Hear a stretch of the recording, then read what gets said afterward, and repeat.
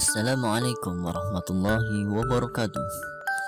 Siti dan keluarga sebagai warga masyarakat yang baik selalu membuang sampah pada tempatnya. Siti dan keluarga sangat peduli dengan lingkungan rumahnya. Di depan rumah Siti dipasang tempat sampah untuk sampah basah maupun sampah kering. Orang yang lewat di depan rumah Siti pun boleh membuang sampah di tempat sampah itu.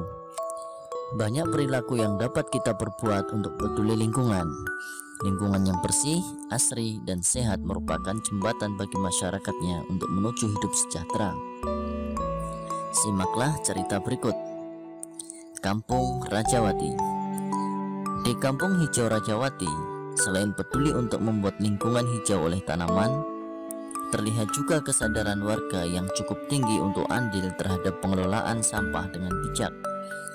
Sebuah sentra pengumpulan sampah disediakan di area kampung untuk menampung aneka sampah rumah tangga. Para ibu turut andil dengan memisahkan sampah dapur seperti kulit bawang, batang sayuran, kulit buah, dan kulit telur, kemudian dikumpulkan di sentra bersama dengan sampah kebun. Campuran sampah dapur dan sampah kebun dari warga kemudian diolah menjadi kompos. Setiap warga diperbolehkan mengambil kompos untuk menyubur tanaman. Apa yang dilakukan warga Kampung Rajawati terhadap sampah konsumsi? Sampah konsumsi ada yang berupa sampah organik. Sampah organik adalah sampah yang berasal dari sisa makhluk hidup yang terdapat di alam, seperti sampah tumbuhan dan hewan serta berbagai olahannya, sehingga dapat terurai secara alami. Sampah organik termasuk sampah yang ramah lingkungan. Di Kampung Rajawati tidak akan ditemukan gunungan sampah sisa makanan yang menimbulkan aroma tidak sedap. Mengapa demikian? Beberapa warga memiliki lubang biopori atau lubang resapan di halaman rumah. Sampah sisa makanan tiap hari dituang ke dalam lubang biopori dan dibiarkan membusuk di sana. Ketika kelak membusuk, sampah-sampah tersebut akan menjadi penyubur tanah di sekitarnya. Ada juga sampah konsumsi berupa sampah anorganik, yaitu sampah yang tidak akan dapat terurai oleh bakteri secara alami.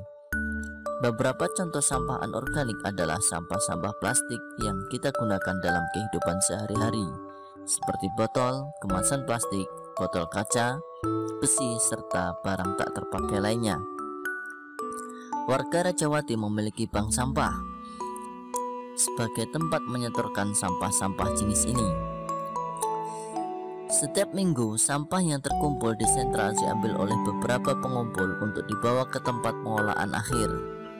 Pengelola bank sampah mengeluarkan daftar harga beli untuk tiap kilogram sampah yang disetorkan warga. Semakin banyak warga menyetorkan sampah, tentu semakin bertambah pula saldo tabungan sampahnya. Selain mengurangi tumpukan sampah, warga pun senang karena memperoleh manfaat dan keuntungan berupa uang dari sampah yang dihasilkannya. Bahkan beberapa anak memiliki tabungan sampahnya sendiri. Mereka berlomba mengumpulkan botol dan kemasan plastik untuk menambah saldo tabungan. Sebagian dari sampah anorganik juga dikumpulkan warga untuk diolah menjadi aneka kerajinan yang bernilai jual. Vas bunga, alas gelas, dompet, serta tas dirangkai cantik dari aneka botol plastik dan kemasan bekas. Kegiatan ini dilakukan oleh beberapa ibu di waktu luang mereka.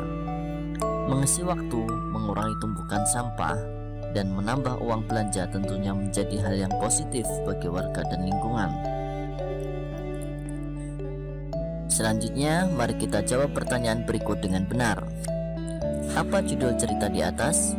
Apa kata kunci pada judul bacaan di atas? Apa isi bacaan di atas sudah sesuai dengan kata kunci yang kamu sebutkan? Judul cerita di atas adalah Kampung Rajawati. Kata kunci pada judul cerita di atas adalah kampung. Isi cerita di atas kurang sesuai dengan kata kunci. Informasi dari judul tersebut masih terlalu umum dan belum spesifik. Mungkin penggunaan judul pengelolaan sampah di Kampung Rajawati akan lebih tepat karena berisi tentang bagaimana pengelolaan sampah di Kampung Rajawati. Bagaimana dengan pengelolaan sampah di sekitarmu? Apa yang dapat kamu lakukan terhadap sampah di rumahmu? Sebagaimana sampah yang ada di Kampung Rajawati, Sampah yang ada di sekitar kita bisa kita manfaatkan untuk membuat pupuk kompos, menyuburkan tanah, serta sampah yang tidak bisa terurai bisa dijual untuk didaur ulang atau dijadikan kerajinan. Selanjutnya, mari kita nyanyikan lagu Aku Cinta Lingkungan berikut ini. Apa isi lagu tersebut? Apakah kamu menyanyikan lagu di atas sesuai dengan interval lagunya? Apakah kamu mengetahui apa yang dimaksud dengan interval lagu? Lagu tersebut berisi tentang ajakan untuk mencintai dan menjaga kebersihan lingkungan. Bernyanyi agar terdengar merdu harus sesuai dengan interval lagu. Interval lagu atau interval musik adalah sebuah jarak antara nada satu ke nada yang lainnya, baik jarak nada ke atas atau jarak nada ke bawah.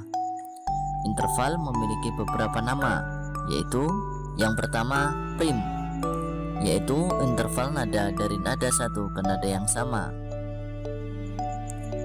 Yang kedua adalah second, yaitu interval nada dari nada satu ke nada kedua di atas atau di bawahnya. Yang ketiga adalah third, yaitu interval nada dari nada satu ke nada ketiga. Yang keempat ada quart, yaitu interval dari nada ke-1 ke nada ke-4 di atasnya. Yang kelima ada quint, adalah interval 5 nada. Yang keenam adalah interval 6 nada. Yang ketujuh ada septim, adalah interval 7 nada. Yang kedelapan ada oktav, adalah interval 8 nada. Dalam musik, diatomis oktav mengidentifikasikan pengulangan nada yang sama hanya dalam tingkatan yang lebih tinggi. Misalnya, nada do rendah ke nada do tinggi, sol bawah ke nada sol tinggi, dan sebagainya.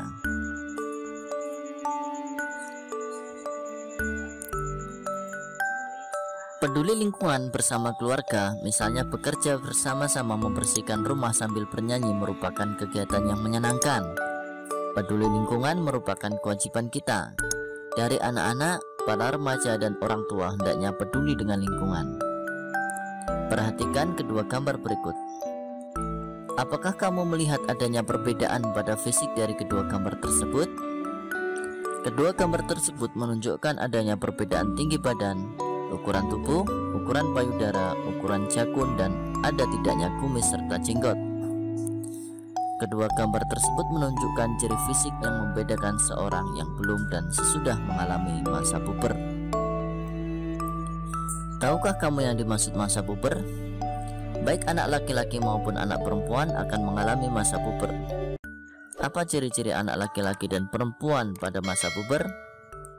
Berikut ciri-ciri anak laki-laki yang sudah mengalami masa puber. Yang pertama, bentuk tubuh berubah. Pada bagian tubuh terdapat kecenderungan perubahan di beberapa bagian.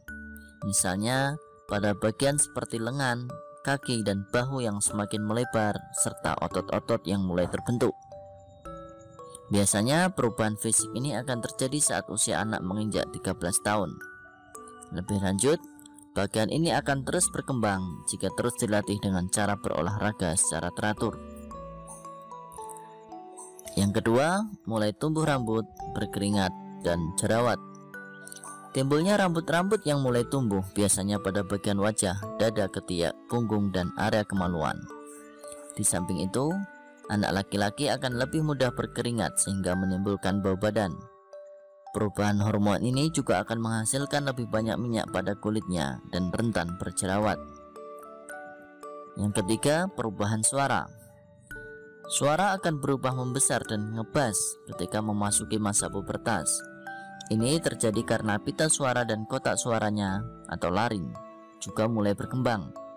Laring bertanggung jawab untuk memproduksi suara. Sebelum suara mengalami perubahan sepenuhnya, ini terkadang bisa akan pecah dan melambung dari tinggi ke rendah dengan cepat yang seiring berjalannya waktu akan menghilang. Perubahan ini juga ditandai dengan adanya jakun pada tenggorokan yang dapat membuat suara lebih berat. Yang keempat, mimpi basah. Anak laki-laki yang memasuki masa puber akan mengalami mimpi basah atau ejakulasi saat tidur. Mereka mungkin terbangun dengan celana lembab. Yang kelima, pertumbuhan payudara. Saat pertama kali mengalami puber, jaringan payudara mungkin sedikit membengkak selama 1 atau 2 tahun pada area dada karena beberapa hormonnya berubah menjadi estrogen. Hal ini bersifat sementara untuk sebagian besar anak laki-laki. Meskipun pada beberapa anak ini bisa lebih jelas terlihat, terutama jika mereka kelebihan berat badan. Jika pada area payudara tampak membengkak secara berlebihan atau pembengkakan terjadi sebelum pubertas, ada baiknya segera temui penyedia layanan kesehatan. Sebab kondisi tersebut bisa jadi bukan karena masalah hormon, melainkan cenderung pada masalah medis yang menyebabkan pembengkakan. Yang keenam, perubahan suasana hati. Seperti halnya anak perempuan, anak laki-laki juga dapat mengalami perubahan suasana hati atau mood swings yang disebabkan oleh perubahan hormon, fisik, dan emosional yang mereka alami. Saat memasuki masa puber, memungkinkan anak mengalami masalah pada kepercayaan dirinya. Meski demikian, kondisi ini akan mulai mereda pada akhir masa pubertas mereka. Selanjutnya untuk perempuan, berikut ciri-ciri ia telah memasuki masa puber. Yang pertama, pertumbuhan payudara. Tanda pertama pubertas pada anak perempuan adalah adanya perkembangan pada payudaranya. Ini dimulai dengan pertumbuhan payudara atau pembentukan benjolan kecil serta nodul di bawah salah satu atau kedua puting. Benjolan ini mungkin lunak dan mungkin ukurannya berbeda pada awalnya dan akan lebih berisi sekitar 2 tahun setelah pubertas. Ini biasanya juga menjadi awal dari percepatan pertumbuhan mereka. Yang kedua, mulai tumbuh rambut, berkeringat, dan berjerawat. Beberapa anak perempuan akan mengalami pertumbuhan rambut pada kemaluan dan ketiaknya. Beberapa anak juga memiliki rambut pada bagian tubuh lainnya, seperti di atas bibir, dan itu normal. Selain itu, mereka akan mulai berkeringat lebih banyak. Kadang mulai muncul jerawat atau komedo pada wajah. Yang ketiga, mengalami menstruasi. Terjadinya menstruasi pada anak perempuan menunjukkan organ reproduksi sudah tumbuh sempurna. Sel telur sudah mengalami pematangan dan memungkinkan terjadinya kehamilan jika terjadi pembuahan. Setelah menstruasi, mereka akan mengalami growth spurts atau percepatan pertumbuhan, di mana anak perempuan akan tumbuh 5-7,5 cm setiap tahun selama 1 atau 2 tahun ke depan, kemudian mencapai tinggi dewasa. Yang keempat, bentuk tubuh berubah. Kebanyakan anak perempuan beratnya bertambah karena bentuk tubuh berubah, di mana mereka akan mengembangkan lemak tubuh lebih banyak di lengan atas, paha, dan punggung atas. Sementara pinggul akan tumbuh lebih bulat dan pinggang semakin ramping. Yang kelima, perubahan suara. Perubahan suara pada perempuan cenderung lebih tinggi dan melengking dibandingkan laki-laki. Hal ini karena saat memasuki masa pubertas, perempuan lebih banyak memproduksi hormon estrogen. Hormon ini juga membuat ukuran pita suara lebih besar, namun tidak sebesar laki-laki, sehingga suaranya cenderung lebih tinggi. Yang keenam, perubahan suasana hati. Seperti halnya anak laki-laki, anak perempuan juga dapat mengalami perubahan suasana hati atau mood swings yang disebabkan oleh perubahan hormonal, fisik, dan emosional yang mereka alami. Baik anak laki-laki maupun anak perempuan saat memasuki masa puber memungkinkan mereka mengalami masalah pada kepercayaan dirinya. Meski demikian, kondisi ini akan mulai mereda pada akhir masa pubertas mereka. Diskusikan bersama orang tuamu tentang masa puber. Kemudian bersama orang tuamu amatilah anak-anak di sekitar lingkunganmu yang sedang mengalami masa puber. Dan diskusikan juga apa yang harus dilakukan jika kalian sudah memasuki masa puber. Demikian pembelajaran kali ini. Semoga apa yang kita pelajari memberikan manfaat. Sampai jumpa pada pembelajaran selanjutnya. Tetap semangat dan semoga sehat selalu. Wassalamualaikum warahmatullahi wabarakatuh.